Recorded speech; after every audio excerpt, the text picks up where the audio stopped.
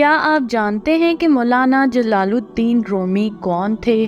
اور کیا آپ کو معلوم ہے کہ مولانا جلال الدین رومی کا بڑا عملی کارنامہ کیا تھا؟ تو چلیے چلتے ہیں آج کی ویڈیو کی جانب۔ مولانا محمد جلال الدین رومی کا نام محمد اور لقب جلال الدین تھا۔ آپ نے مولانا روم کے نام سے شہرت پائی۔ آپ کے والد بزرگوار کا نام بھی محمد اور لقب بہاؤالدین تھا۔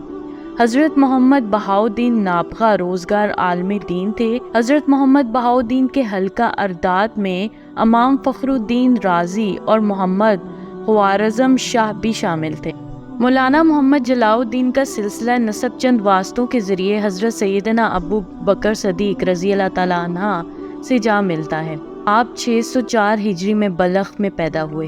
حضرت محمد بہاؤالدین کی ملاقات حضرت خواجہ فرید الدین عطار سے بھی ہوئی تھی۔ جس وقت حضرت محمد بہاؤالدین کی ملاقات حضرت خواجہ فرید الدین عطار سے ہوئی، اس وقت مولانا روم بھی آپ کے ہمراہ تھے، جن کی عمر اس وقت صرف 6 سال تھی۔ حضرت خواجہ فرید الدین عطار نے مولانا روم کو دیکھ کر حضرت محمد بہاؤالدین کو تاکید کی کہ وہ اپنے صاحبزادے کی پرورش میں کسی قسم کی کوتاہی نہ برتیں اور اسے ذہنی علوم سے بہرہ فرمائیں۔ حضرت محمد بہاؤالدین کی خصوصی تربیت سے مولانا روم نے دینی علوم اور تمام مروجہ دینی کتب پر عبور حاصل کیا۔ مولانا روم کی عمر مبارک ابھی صرف 18 برس ہی تھی کہ آپ کی شہرت ہر جگہ پھیلتی چلی گئی۔ اس دوران شاہ روم علاء الدین کئی کباد کی دعوت پر روم کے شہر کونیا تشریف لے گئے اور وہیں قیام پذیر ہوئے۔ رومی یا روم سے یہ مطلب اخذ نہ کر لیں کہ اس کا اٹلی کے شہر روم سے کوئی تعلق ہے۔ حقیقت یہ ہے کہ بعض نتینی عیسائیوں کی بادشاہت کے دوران ترکی ان کے قبضے میں تھا اور مشرقی ترکی میں بہت سے رومی بس گئے تھے اور یہ علاقہ روم کے نام سے مشہور ہو گیا۔ کونیا کا مشہور شہر اس علاقے میں تھا جہاں مولانا نے طویل قیام کیا تھا اور وہیں ان کا مزار بھی ہے۔ مولانا محمد جلال الدین رومی کا بڑا عملی کارنامہ مثنوی مولانا روم کی تالیف ہے۔ آپ نے اپنے مثنوی کے اشعار مختلف اوقات میں کہے جنہیں آپ کے شاگرد لکھتے رہتے تھے اور جنہیں بعد ازاں یکجا کر کے مثنوی مولانا روم کے نام سے ترتیب دیا گیا۔ اس کو لوگ الہامی کتاب بھی تصور کرتے ہیں۔ آپ کے بیان کے مطابق آپ کو وجد کی حالت میں یہ اشعار آتے تھے۔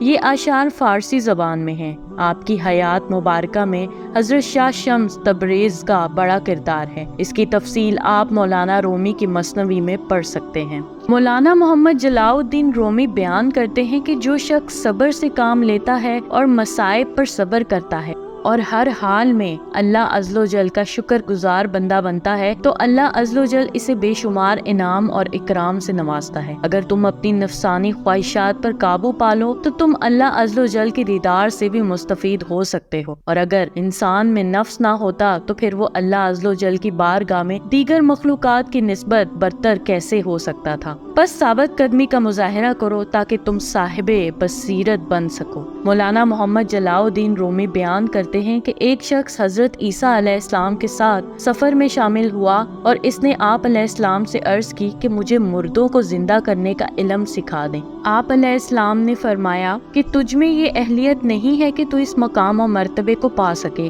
وہ بدبخت پھر اصرار کرتا رہا کہ اگر مجھے یہ علم نہیں سکھانا تو پھر فلاں مردے کو زندہ کر کے دکھائیں۔ حضرت عیسیٰ علیہ السلام نے جب اس کے متعلق بارگاہ الہی سے رجوع کیا تو اللہ عز و جل نے آپ علیہ السلام سے فرمایا کہ ایسے بدبخت عذر تلاش کرتے رہتے ہیں اور بظاہر تو یہ نیک ہوتے ہیں مگر ان کے باطن بد ہوتے ہیں۔ ایسے لوگوں کے قول و فعل پر ہرگز بھروسہ نہیں کرنا چاہیے اور یہ لوگ بارگاہ الہی میں ذلیل اور رسوا ہوتے ہیں۔ مولانا محمد جلال الدین رومی کہتے ہیں کہ حسد انسان کو اس طرح کھا جاتا ہے جس طرح دیمک لکڑی کو کھا جاتی ہے۔ حسد کرنے والا دنیا میں بھی ذلیل اور رسوا ہوتا ہے اور آخرت میں بھی وہ ذلت کے گڑھوں میں ہوگا۔ ابلیس ملعون بھی حسد کی وجہ سے اللہ عز و جل کی بارگاہ میں رسوا ہوا اور قیامت تک کے لیے ذلت کے گڑھوں میں دھنسا دیا گیا۔ حسد کی بجائے رشک سے کام لینا چاہیے اور اپنے اندر وہ عادات و اطوار پیدا کرنی چاہیے جس کی وجہ سے اللہ عز و جل کے نیک بندے اس کی بارگاہ میں مقبول ہوئے اور بلند مرتبہ پر فائز ہوئے۔ مولانا محمد جلال الدین رومی کہتے ہیں کہ دنیا میں الجھنے کی بجائے اور دنیاوی اشغال میں مبتلا ہونے کی بجائے اپنی نفسانی خواہشات کو ختم کر دو۔ یہ نفس تمہارا سب سے بڑا دشمن ہے، اور اسی دشمن نے تمہارے بے شمار دشمن پیدا کر رکھے ہیں۔ حسد، بغض اور کینہ انسانوں کو برباد کرنے والے ہیں، اور اللہ عز و جل نے انبیاء علیہ السلام کو اس لیے مابعوث فرمایا کہ وہ تمہیں ان کی چالوں اور ان کی وارداتوں، دنیاوی اشغال کو چھوڑ کر اللہ عز و جل کی ذات کا مشاہدہ کرو کہ حقیقی موجود وہی ہے اور ہر شے میں اس کی کیمیا گری نمایاں ہے۔ اگر تم خود میں یہ وصف نہیں پاتے تو پھر کسی ایسے بندے کے سپرد خود کو کر دو جو ان رازوں سے آشنا ہو، تاکہ وہ تمہاری درست سمت میں رہنمائی کر سکے۔ مولانا محمد جلاء الدین رومی بیان کرتے ہیں کہ اگر اللہ عز و جل کرم شامل حال نہ ہو تو اس کے نیک بندوں کی دعائیں ساتھ نہ ہوں تو انسان اگرچہ فرشتوں کی مانند نیک ہی کیوں نہ ہو، وہ خوشامدیوں کی خوشامد سے ہرگز نہیں بچ سکتا، اور خوشامدی انسان کو دوسروں کی نگاہوں میں رسوا کر دیتے ہیں۔ پھر اللہ عز و جل کی نگاہ کرم کے طلبگار رہو